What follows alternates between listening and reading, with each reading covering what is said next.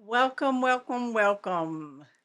So, if you are new here, if you're watching this on the replay or you're watching it live and you're popping in now or late, my name is Michelle, aka the Ignited Teacher. And what I do here on my channel is that I help math teachers like yourself, because I'm assuming you're a math teacher, to close gaps and grow your students at least one grade level by the end of the school year. Just 1 year, one grade level.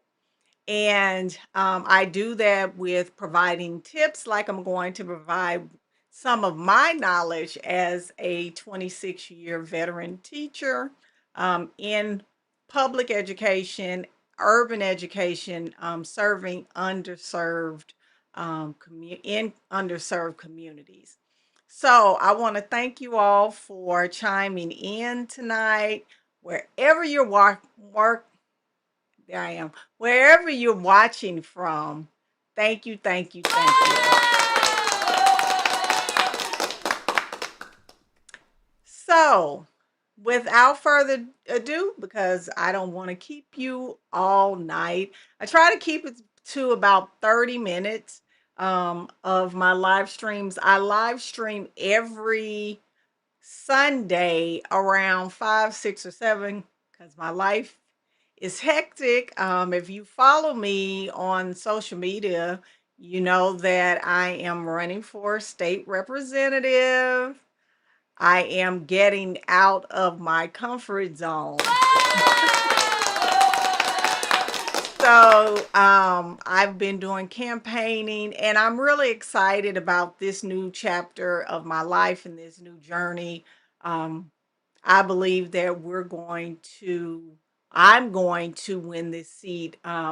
It will be a win for public educators across Texas. We'll actually have a true educator um, at the helm, who's going to fight for better working conditions and trainings like these. I do these free to build a community, and a lot of the things that I know are no longer being taught and have been replaced with a lot of scripted curriculum and poor teaching practices in the name of politics. So, I'm going to get off my soapbox and go ahead and get started tonight.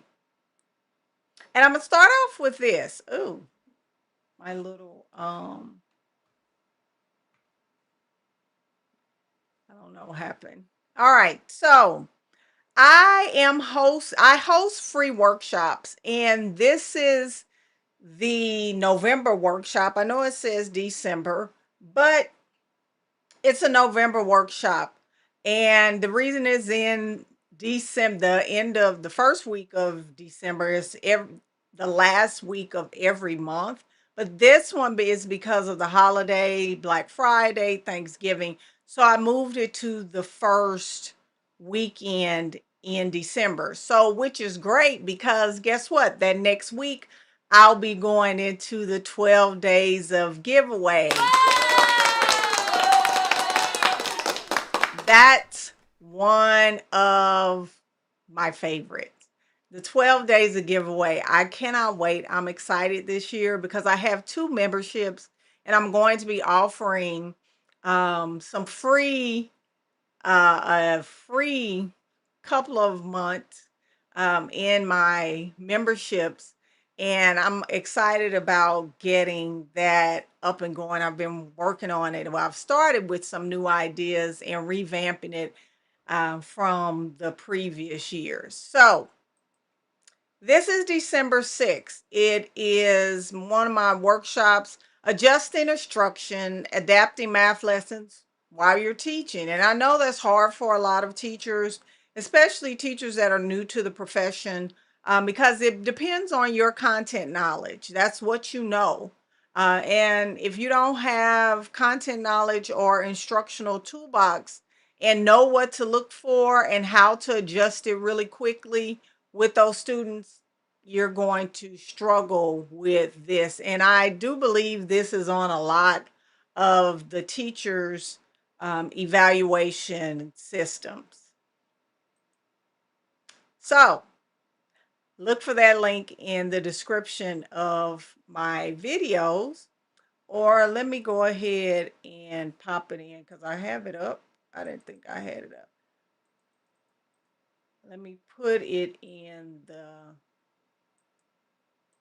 comment section. Join my free workshop here.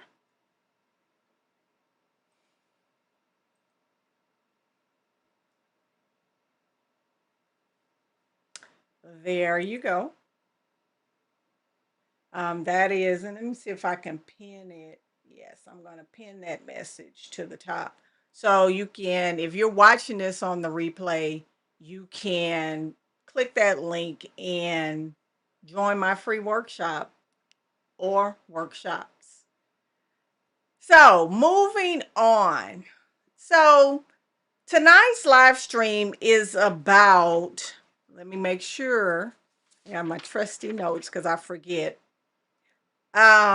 Analyzing student work for math intervention. This can be used in kindergarten through 12th grade, depends on, and it looks different if you're in a different grade level or grade band, because 3 through 5 kind of goes together, K through 2, and then you have 6 through 8, and then you have 9 through 12. So those grade bands are kind of together. So when we are looking at math intervention is not some thing or process that happens at a certain time. You should be on the lookout for intervention when you start your tier 1 instruction. And that starts with planning. I know that a lot of the new teachers are like, I spend a lot of time planning.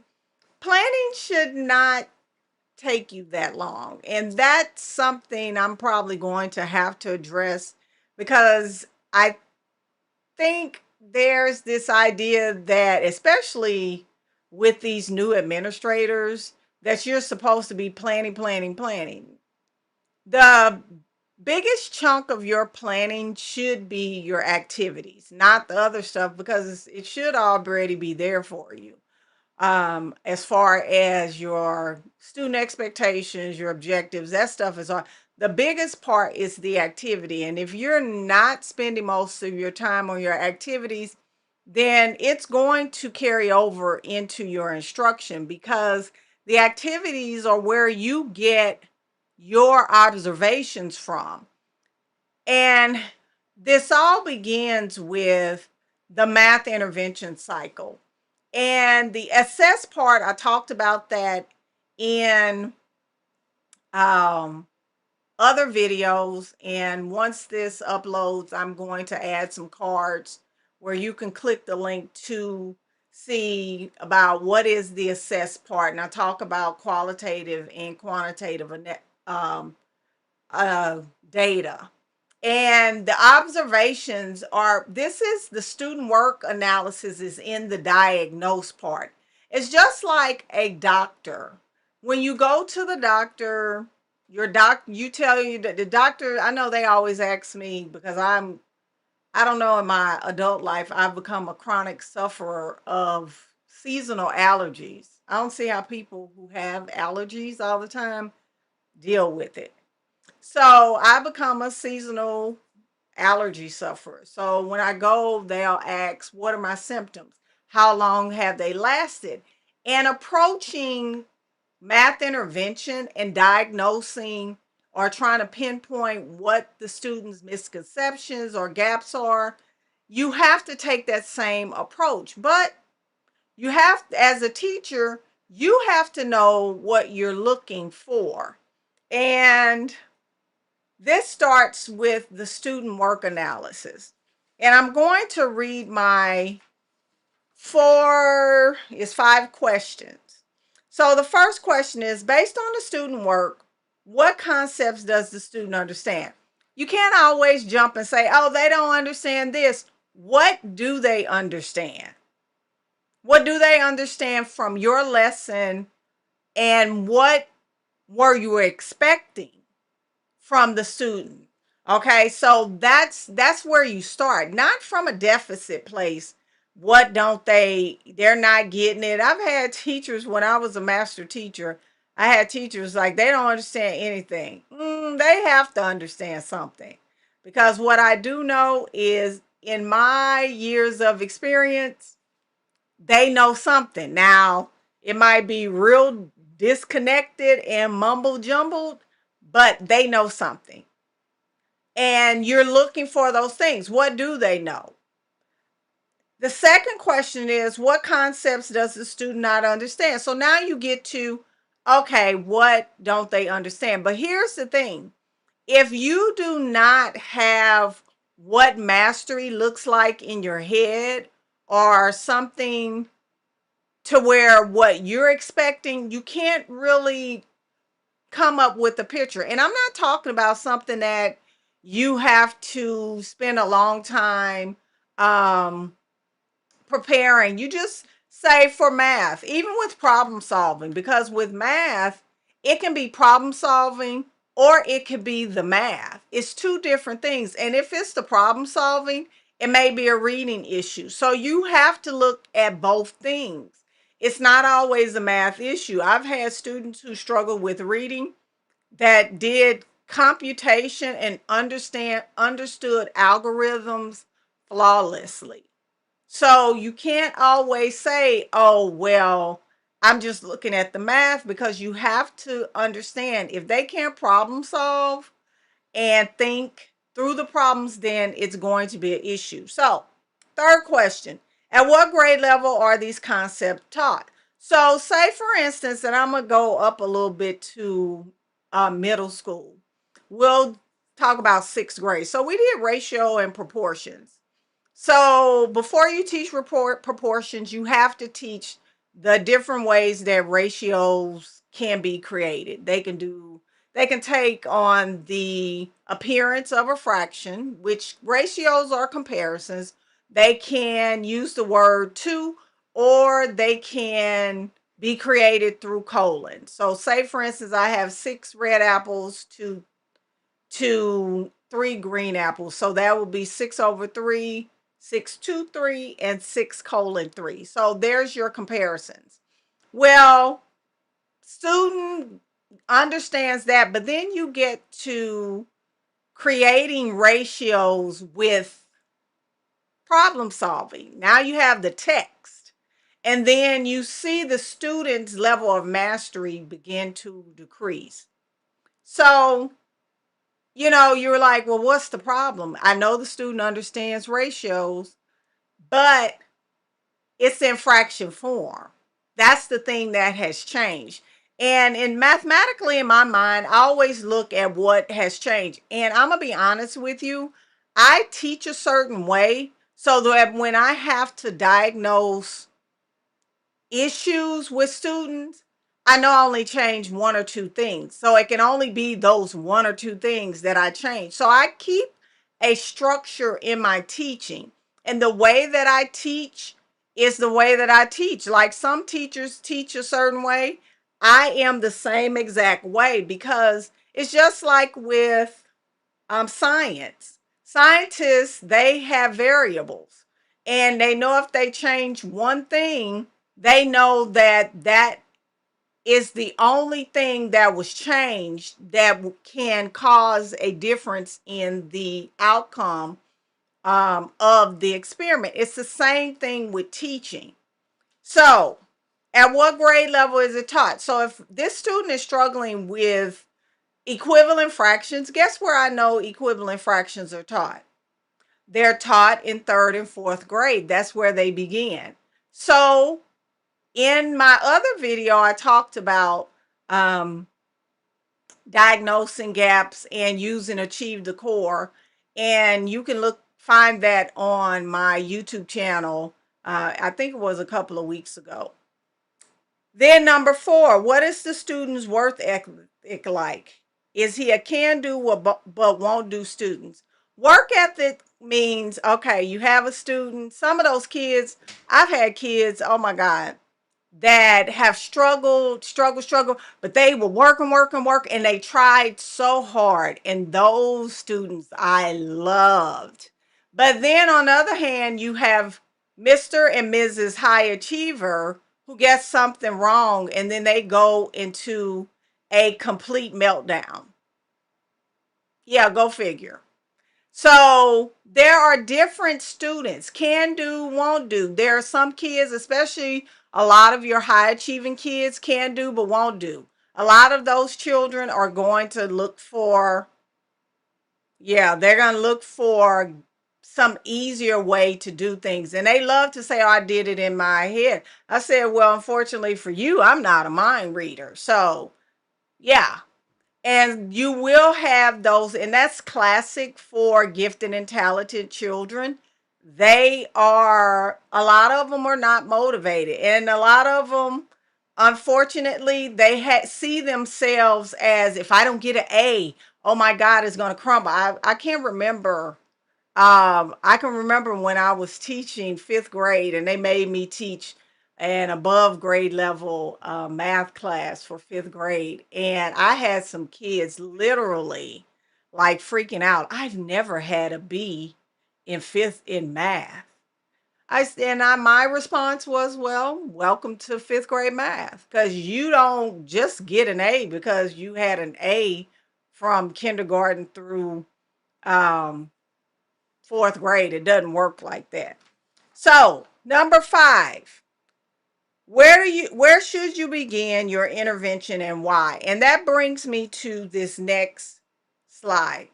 Now, anchor charts are very good, or content charts. I think we got into a what's the word I'm looking for? I think we got into a habit of calling everything an anchor chart. Anchor charts are actually created with the students. And content charts, this is a content chart. I did not make this with my students. You can use your content charts as your mastery. What you're looking for is mastery. Because I taught students who were English language learners, this served everything that was on there. It was what I was expecting those students to do. So if I go back to number 1 and 2, based on the student's work, what concepts does the student understand? You can look at your content chart and say, well, can they read the number line? Do they understand greater than and less than? Are they confusing it? So it's a lot of things that you have in your classroom that you can use. And I put out a video, and I know a lot of teachers didn't like it because it didn't do well on my YouTube channel. I said, stop wasting money. And I meant that because I started teaching in 99, and it's very few materials that I buy. Now, I have a lot of materials? Absolutely. I've been teaching 26 years. And I have learned over the 26 years of my career that what you need is in your classroom. It's already there. And that's why teaching is collaborative. So if a student is struggling with shading fractions and the model, and you don't have that, you should be able to go to the teachers in your building at the elementary level and ask them, hey, what are you using for this? That's what teaching is. And I really hate that teachers are being pitted against one another under these pay for performance programs. If they would just pay teachers well, this wouldn't be an issue. Teaching is on the job training. We learn from each other. And I just hate that because I didn't come from that world. Have I been under pay for performance programs? Absolutely. But it brings the ugliness out in teachers, and it doesn't bring the best, especially these new ones. And I hate to say that because the new ones, and I get it, They're not in a same position as a teacher who's been teaching 30 years and they want to make money. I get it, but it erodes the collaboration and ecosystem of teaching. And I'm gonna get off that soapbox because you already know where I'm going with that. So I want you to really understand how your content charts or anchor charts, whatever you want to call them, they can serve as mastery or that learning, what mastery looks like in your classroom. In my classroom, I always hang up a chart showing how to solve a problem using read, draw, write. This last school year, I had to use Q-tips because I had a lot of English language learners that were struggling. But know that if you're saying, if especially if you're a new teacher, or new to the math content, these can be your lifeline. As a matter of fact, I it's a long story, but anyway, I'm at home and I still have anchor charts that are rolled up, because you never know when you're going to need them, and they can serve as that purpose in your classroom when you're going around observing student work. You need our product, and I know teachers are going to say that's not true, but that's fine. That's fine. What the students put on paper is a result of what you're putting in. Now, is it a total result? Absolutely not, because the kids come with gaps. But what we're supposed to do as teachers is to try to scaffold and support and front load information so those gaps don't show up as much in the independent practice. The independent practice and the guided practice is the time for you to look and identify misconceptions. And a lot of these times, I have a mastery check that I give to, that's in my Math Intervention Academy, and it has where you can check off. Some days I never, because I teach lessons for 2 days. First day introduction, second day we can probably get through. If I had to spend a third day on something, yeah, I really need to just skip it and come back to it, and then feeling, because that means that whatever I prepared isn't working. But when you look at those misconceptions, and that becomes your intervention, okay? And you know what students are struggling with certain things, like on this chart.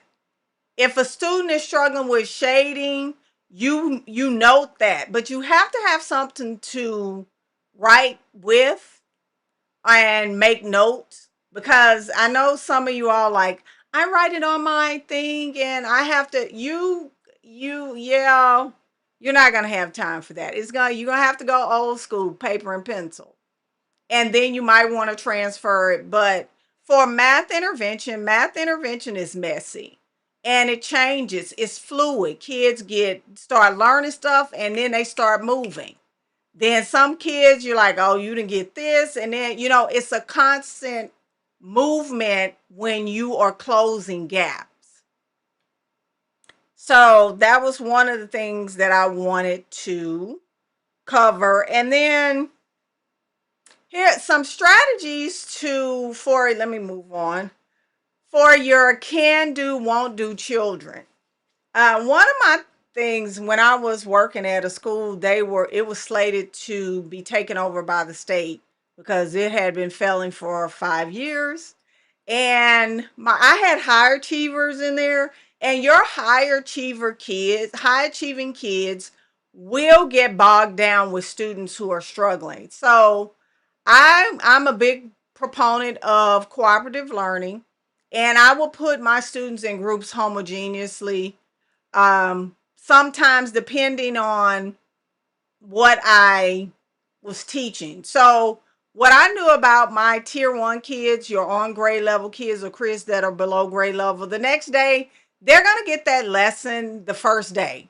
It's very rare that they're not going to get it. So I would group them homogeneously so I could let them all go on and do other things while I circulated the classroom and worked with other children.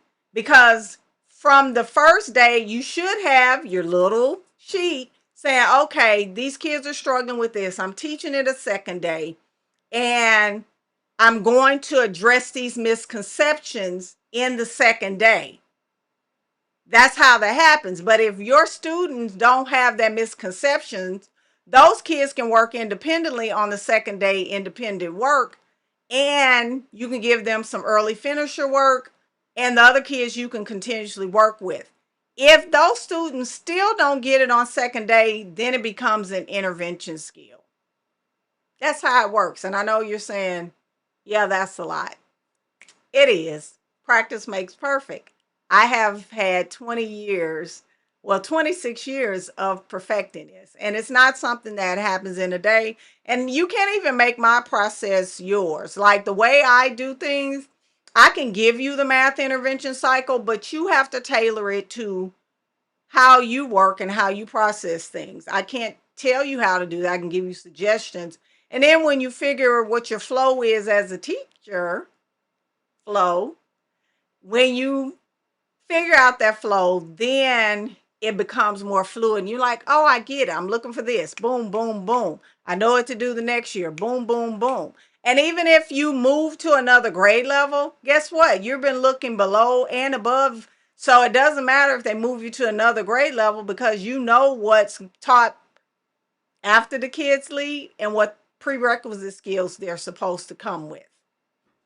So I hope that wasn't too much for you all. And I hope it didn't blow your mind. So if it did blow your mind, hopefully you've gone over to the chat and you've clicked that link to join my free workshops. Actually, I have 2 other workshops from the past 2 months already up there. So you can hop on over there on Crowdcast and watch those videos. You can watch my YouTube videos. I have a lot of content, and I also have a blog. So if you want to learn more about math intervention, if your students are still falling behind, even after all of the extra practice, it's not your fault. Most teachers have never been taught this one simple system. This is my playlist that actually works.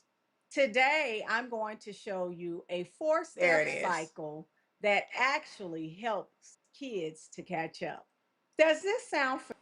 So that is my playlist. It has four videos about math intervention, and you can find that playlist on my profile of my YouTube channel. Moving on. All right, so again, as I wrap this up and close it out, November's workshop will be happening in December due to the holiday break for Thanksgiving, and it will be done December 6th. And it kind of, as you can see, connects with what I was talking about today, analyzing student work.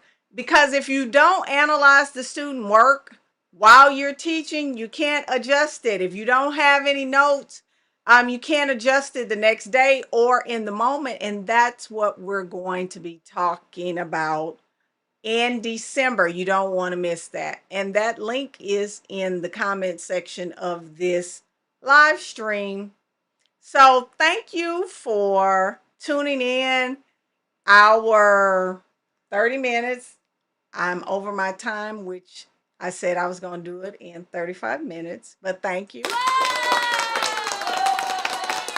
Thank you for joining in, and I will see you in my next live stream, in the comment section, on my blog, or in my next workshop. Thank you. Have a wonderful evening. Bye-bye.